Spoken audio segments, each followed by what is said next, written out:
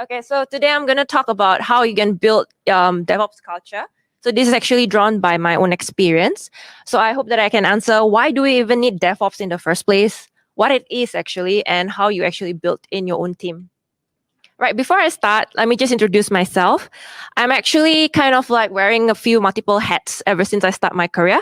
Started as a software developer, and then I joined a consultancy companies.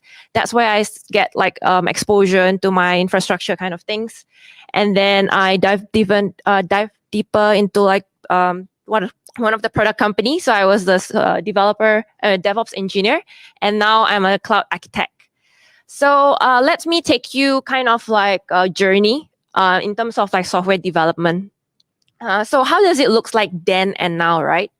So back then, when you do like software development, it's all kind of like unidirectional and in silos. What I meant is that pretty much, you started with your requirement and then you move on once you're done gathering all the requirement, then you move to the design phase and then development, so forth and so forth until maintenance. So again, it's unidirectional and silo. Such kind of like such practices actually works well with a well-defined product. Meaning like a product that doesn't really have a lot of changing requirement. But when you think about now, when we are talking about like building microservice architecture, for instance, apologize for my image. Pretty much what I'm trying to say is that like we're talking about microservice, it's going to be complex because we're not talking about just deploying one application, we're deploying multiple applications that could interact with each other. And not only about that, the fact that it's actually a microservice working with different team, you're talking about rapidly changing requirement. So in that sense, you may fail because it's no longer about working in silos anymore. So people are looking for different approaches in order for you to actually be able to communicate and have a better integration as well as collaboration. That's what DevOps is all about. So anyone here new to the term DevOps itself? No, right? Okay, so everyone knows. So, but let me just go through with the definition of DevOps.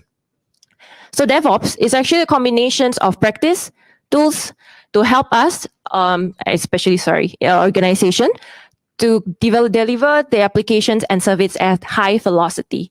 So let me just break it down for you guys. In my opinions, why DevOps is important is because of two aspects. The first aspect, in terms of business, DevOps help to ship features to the customers as soon as possible, and also help to save costs and resources, especially time. In terms of development and deployment, we are talking about how we can improve the team efficiency so people can work faster within the team, as well as they can collaborate and communicate easily. So who are these people who are supposed to be involved in DevOps cultures, right? Definitely all the people involved in your software delivery. It involves your business team. It can be your business analyst, your project manager, definitely your developer team, your platform team, your site reliability engineer, QA, UI, UX. These are all the people that are supposed to be involved in implementing the DevOps culture itself. The structure may be differ according to different organization and your team definitely. You might not have all this. I'm just sharing with you of the fact that the people who are involved are people who are building the software itself. All right. So now we know who are the people who are supposed to implement this DevOps culture, right? So what the type of process that you might want to wonder that it's that involved in building the culture itself? So one, definitely to have the open communication and collaboration with each other. These people have to have the same business goal mindset in terms of like what kind of value they are trying to add into the customers, and also have the clear alignment. They have to move towards the same direction, right? You can't have all these people moving to the different direction because you're not going to be able to deliver your product. And you have to have trust with each other and ownership of the product. And last but not least, continually improving in terms of the product and also the efficiency of how you want to deliver your software. Then next is that this is the kind of question that you might wonder or discuss as a team. Maybe just to understand where which stage of you implementing DevOps culture.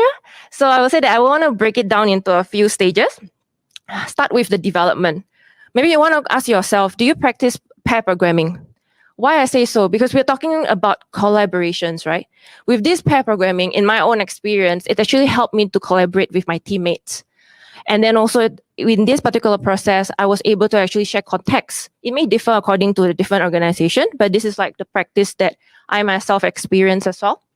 And then so the next things you might want to ask also, do you practice TDD, which is stand for test-driven development? Any one of you new to this term? No. Okay, great.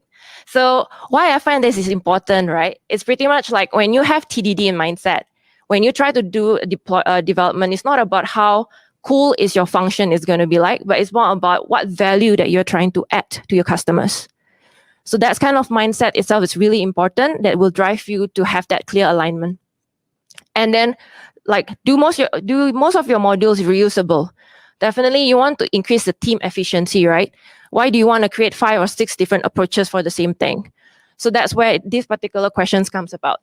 And like, does your every commit trigger an automated test and automated code quality check? So what this means is that when you create a new features, you want it to have a safety net. You don't want it to kind of break the existing the existing functions. So this is something that also help to improve the team efficiency again. And then like, does your code continuously deliver to production? I guess it's something like what Isha have shared just now. Like, do you practice continuous delivery? Last but not least, like, how long does it take to deploy your fix to production? So these are the questions that you might ponder about. And next, after we talk about like development, how about testing? So have you wondered like whether your test, how does it run? Do you actually fully automate it? Do you cover all the possible happy and unhappy path? Or like, how about your pipeline? Like, does it fail when it's supposed to fail? And do you perform any of the NFR or non-functional requirement testing like load test or security testing? So then next is about deployment. For your deployment, are you ensuring that your pre-prod environment actually similar to your production? So this actually help in terms of fixing your problem in productions, right? So you can actually replicate it easily in your lower environment. And then how you provision your infrastructure? Do you use infrastructure as a code? How about the deployment itself? Do you deploy your application and do a rollback easily with using one-click deployment? So all this question is sort of like lead to like how efficient is your deployment is. Are you going to have 6 or 7 processes to just deploy your code to production? Probably that's not what you want, because we are all now thinking about reaching that higher velocity to deploy or deliver our product. So next but not least, team and process. This is something that you may wonder as well. So have your team been continuously improving? As your team actually records the progress of what they have met based on the DevOps metrics, I will share later. But in general, what I want to bring about with all this question is that is your team actually ensuring that it has been improving and have the skills required in terms of business development as well as operations? All right. So, oops. Let me just go deep dive further about what all those questions meant. So let's have like some scenarios, right? So in this scenario, we have an e-commerce platform, okay? So this e-commerce platform have a very big events coming. So leading up to these events, we have 3 different things that we are expecting to have, which is the spike in our traffic, and then UI updates, for instance, for any promotion, and then a high volume of transaction that's coming up. So how are you gonna work on this particular 3 scenario as a team? So let's deep dive further one by one. Cannot. All right. So for the first one, there's a user spike. Okay, fine. Let's go ahead and have a team alignment, right? So definitely we know that there will be some business metrics that we have to meet, and then also probably we want to perform performance testing.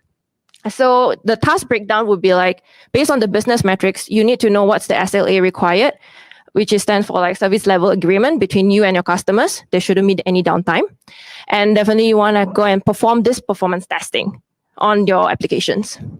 The ownership of this is like involve multiple people in your team, business, QA, platform, and developer as well.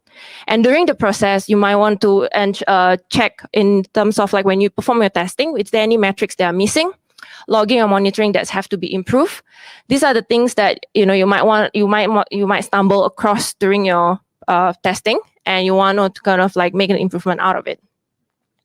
So let's move on to the second one. So for instance, UI updates is kind of different, right? We're talking about a new features requirement.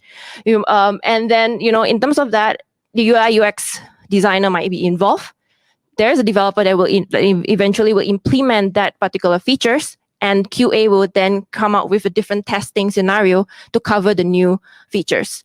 So in terms of ownership, again, it's a few multiple people. It's not only just like one or two. And in terms of this, we want to think about like continuous improvement, because this particular new features may have a new service coming up and new tests. And then in that sense, you doesn't really want to slow down the deployment. You want to make it faster, as an example.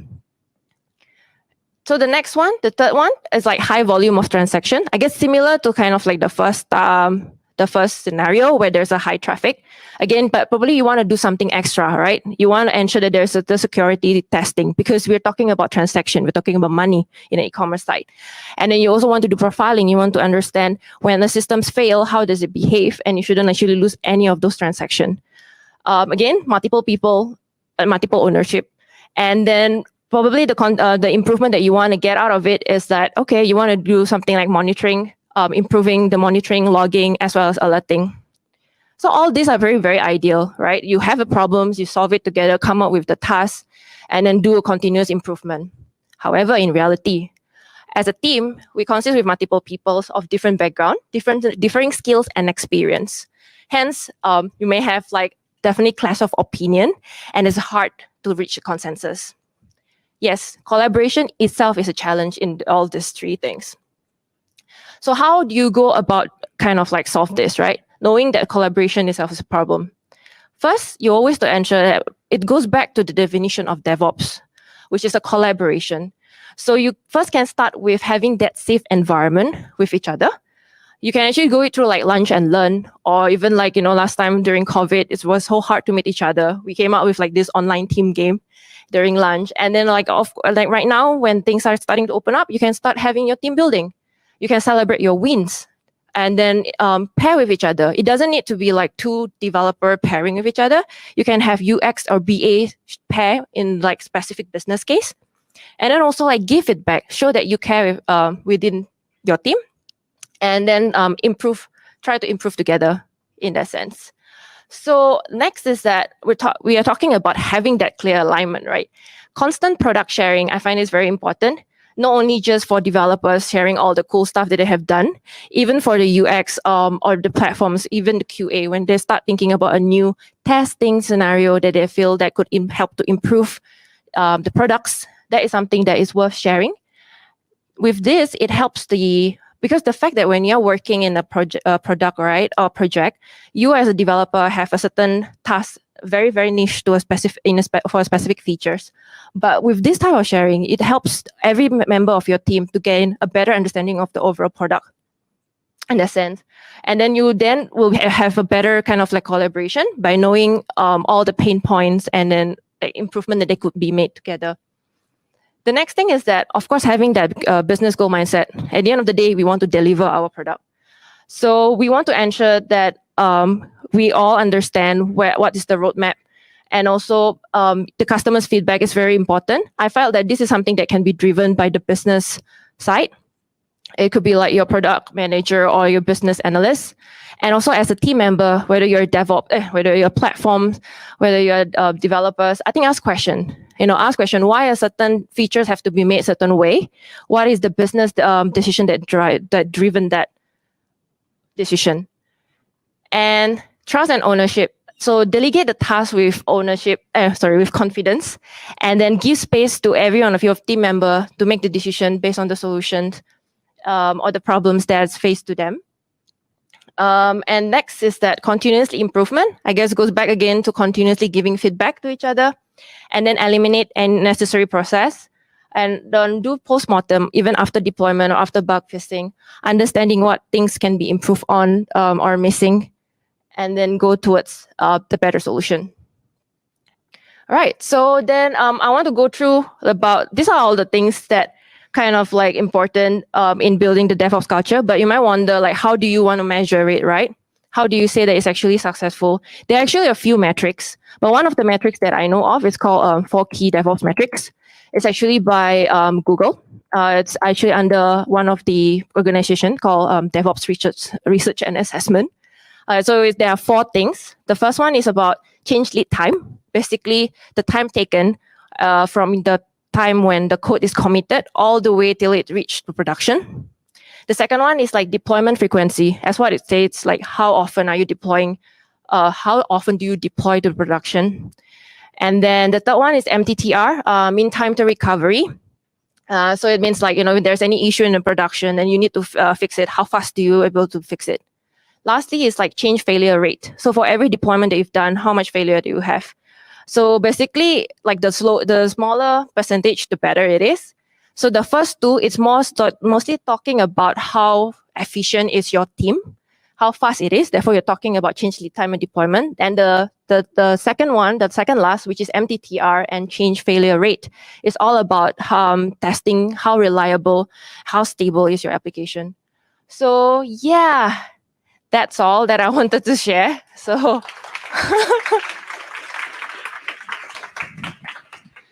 thank you, Stella. Any questions? Yeah. Does anyone have any questions for Stella? One. Okay. Thank you. So, hi. I saw you shared about your experience, like you were a software engineer before, and then you changed to DevOps engineer, and then you're a cloud architecture now. So I want to know what's the difference between like software engineer and DevOps engineer.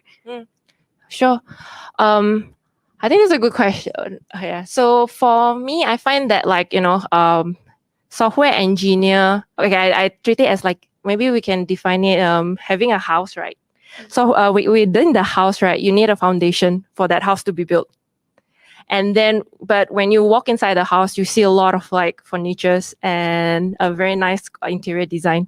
So what I define is that software engineer is the decorators, the people who are actually in charge of the decoration within the house. But the DevOps engineer or platform is the people who are actually building the house itself. So if the house collapses, there's no way you can actually show how beautiful how your house looks like inside. If that answers your question. So in that sense, when you're trying to build an applications, right? You can build like a very cool application, have a lot of animation, a very great UX and UI, but if your cloud platform is not working, if your server is down, which is what platform engineering is supposed to do, user will not be able to have access to those beautiful applications that you've built. So that's kind of like the difference between software and DevOps. So can I understand in this way, like software engineers do the coding part every day, DevOps engineers make sure the coding can be successfully deployed. Yes, something like that. So mainly your daily work, less coding part, more communication or platform operating. As the DevOps engineer, you are still do coding, but it's just that you're not doing application coding, because you will see like for software engineer, you are building product for an end user. Yeah. But DevOps, our main purpose is actually firstly to create that platform. At the same time, our who are actually the user is actually the developer. So our end user is sort of like developer, because they are providing the platform for them to upload the application. And at the same time, we also try to ensure that there's like they can operate as per normal. Yes. I think maybe it's like DevOps is like a sysadmin, but with development background, I would say.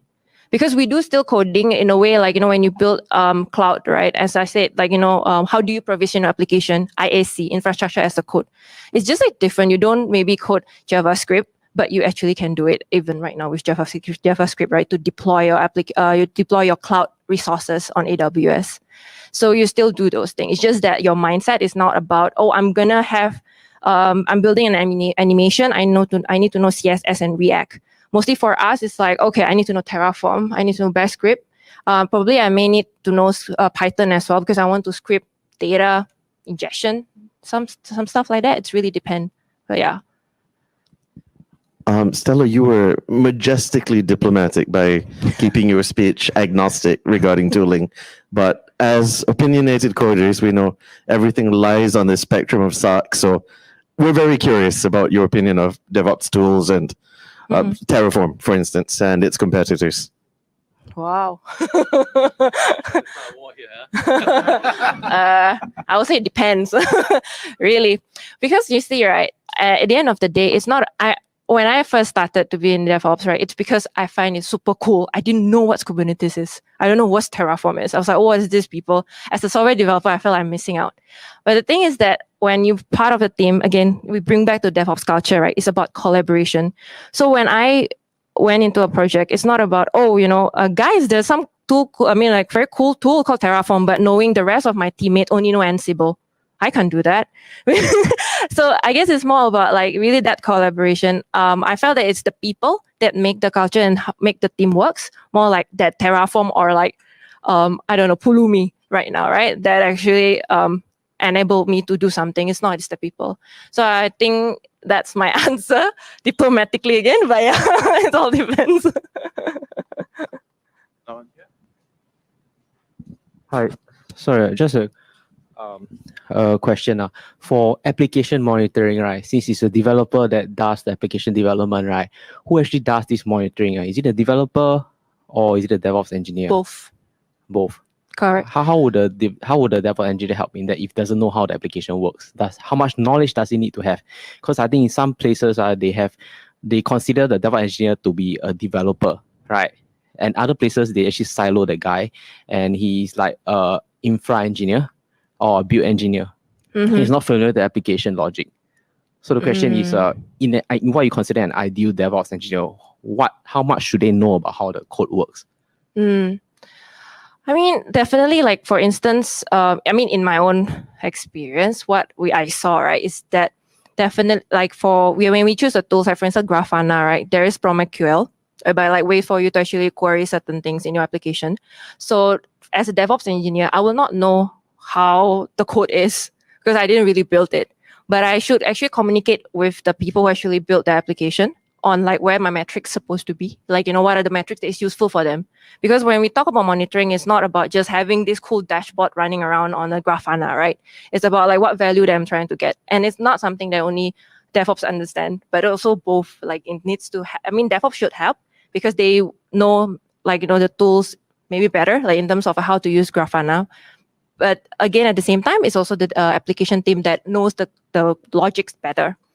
And like when I said about pair programming, this particular information or knowledge about even how to use Grafana, it's supposed to be passed over to the developer eventually, and they should be able to provision it if they want to. Yeah. So that's it. Yeah. Exactly where culture comes in. Yeah. People are not working in silos. Correct. Knowledge. You don't just say something, oh, I'm not a DevOps engineer, I'm not going to do that. But at least basic knowledge of every aspect of the delivery and deployment process, everyone should be aware of. Yeah. And yeah, that's what Stella is talking about. Yeah, I agree. It's about the whole team, right? I think what Stella talks about communication. So it's about the entire team who was delivering the feature. So working software has to constantly communicate about, it's not just like I'm a developer, I wrote the software, I throw it over the wall and hope to God it gets deployed. It doesn't work that way anymore, right? So yeah. Any other questions? No? Oh, one more. No problem.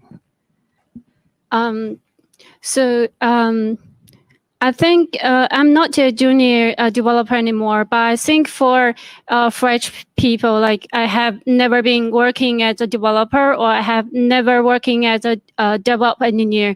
Do you think the learning curve, or should I be a developer for a few years then change to DevOps engineer, or I can just dive into DevOps engineer? Just become a DevOps engineer after I graduate. So. Wait, I don't understand. Sorry. Is it question clear? It's like does DevOps engineers require more experience in actual developing?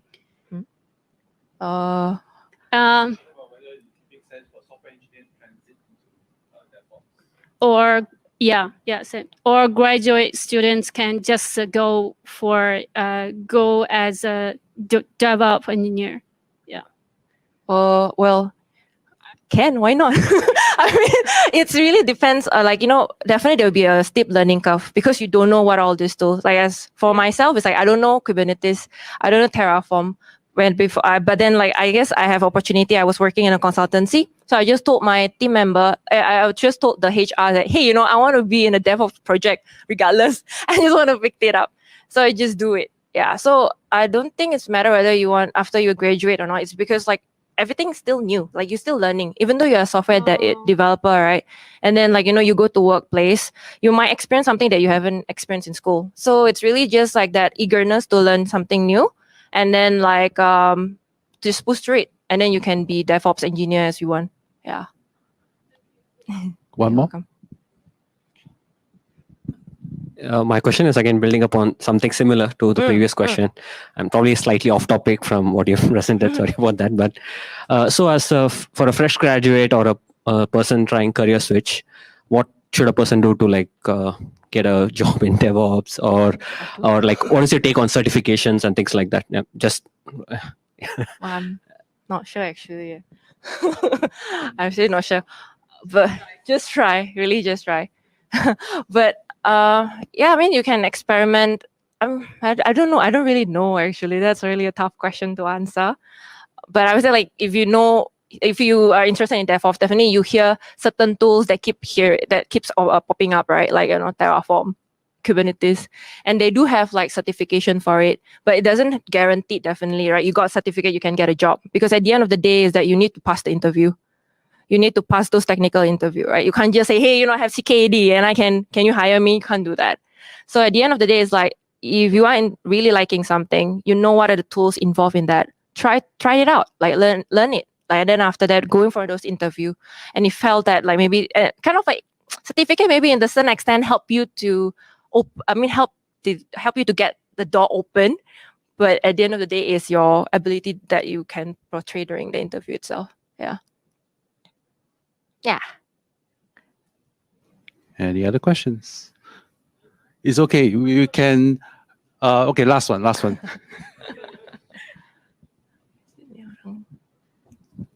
Hi, thank you Hello. so much for your sharing, by the way, Stella and also Isha.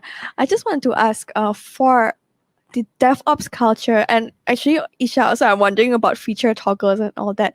How relevant are these things for a very small team? Because now I'm working in a very small team where there's only a few developers, we don't have we're kind of a startup. And then if we build, let's say, feature toggles, or we implement a whole system of deployment, right?